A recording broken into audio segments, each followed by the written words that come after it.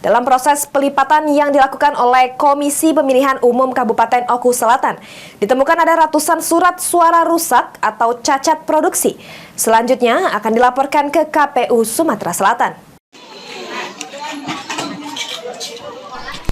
Kerusakan ratusan surat suara ditemukan sejak hari pertama pelipatan dan penyortiran surat suara.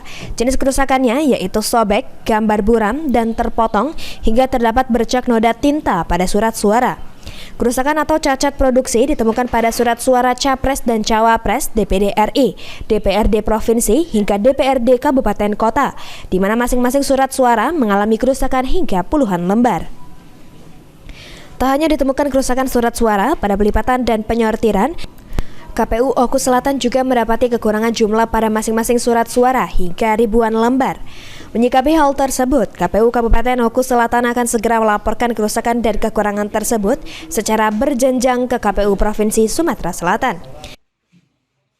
Surat suara kabupaten kota yang telah kami terima itu juga terdapat beberapa kekurangan dari jenis surat suara. Jenis surat suara Kabupaten Kota Dapil 1 rusak sebanyak 24 lembar, kurang sebanyak 1.436 lembar. Dapil 2 rusak sebanyak 6 lembar dan kekurangan sebanyak 1.308 lembar.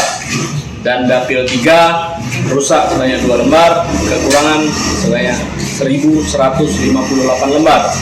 Dapil 4 rusak sebanyak 2 lembar dan kekurangan sebanyak 1.300 lembar.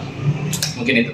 Saat ini proses pelipatan surat suara sudah selesai dilakukan setelah memakan waktu 5 hari yang dikerjakan oleh 300 pekerja. Sri Fitriana, PAL TV.